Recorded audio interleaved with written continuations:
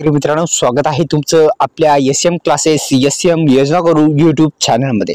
मित्रांनो, पीएम किसान योजनेच्या हप्त्यासंदर्भात तसेच नमो शेतकरी महासन्मान निधी योजनेच्या हप्त्यासंदर्भात एकंदरीत 5000 रुपये शेतकऱ्यांच्या खात्यामध्ये जमा सविस्तर माहिती जाणून घेऊ। तत्पूर्वी आपल्या यूट्यूब चॅनल सबस्क्राइब केल्याच्या नंतर बेल आयकॉनला ऑल प्रेस करा। अशाच नवनवीन व्हिडिओचं तुम्हाला नोटिफिकेशन पाहिजे असेल तर बेल आयकॉनला ऑल प्रेस करून आपल्या या व्हिडिओला लाईक करायला विसरू नका। तर मित्रांनो, महत्त्वपूर्ण अशी अपडेट आपण या व्हिडिओच्या माध्यमातून जाणून घेणार आहोत, त्यामुळे व्हिडिओ शेवटपर्यंत बघा। आपल्या यूट्यूब चॅनलला सबस्क्राइब केल्याच्या नंतर डिस्क्रिप्शन बॉक्समध्ये दिलेल्या लिंकला नक्की व्हिजिट करा।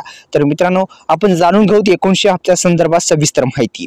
तर या योजनेचा म्हणजे पीएम किसान योजनेचा हप्ता जो होता तो 5 ऑक्टोबर 2024 रोजी शेतकऱ्यांच्या खात्यामध्ये जमा करण्यात आलेला आहे।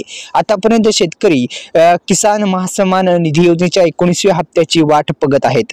एकंदरीत 19व्या हप्त्या संदर्भात जी 1900 हप्ता आहे तो शेतकऱ्यांच्या खात्यामध्ये जमा व्हायला पाहिजे आणि अनेक शेतकरी बांधव याच्या संदर्भातच जो अनेक यूट्यूब चॅनल वाले जो व्हिडिओ बनवत आहेत की या दिवशी मिळणार। तर मित्रांनो, लवकरात लवकर शेतकरी बांधवांना जे आहे हप्ता मिळाला पाहिजे। दुसरी एक महत्त्वपूर्ण सूचना मित्रांनो की कर्जमाफी संदर्भात सुद्धा निर्णय व्हायला पाहिजे। शेतकरी अनेक दिवसापासून वाट बघत आहेत कर्जमाफी संदर्भात। तर मित्रांनो, पीएम किसान योजनेच्या अधिकृत वेबसाईटला भेट दिल्याच्या नंतर आपल्याला स्टेटस काढता येतं। स्टेटस काढल्याच्या नंतर ई-केवायसी प्रक्रिया पूर्ण आहे का नाही हे लक्षात येईल। ई-केवायसी प्रक्रिया पूर्ण नसेल तर करून घ्या।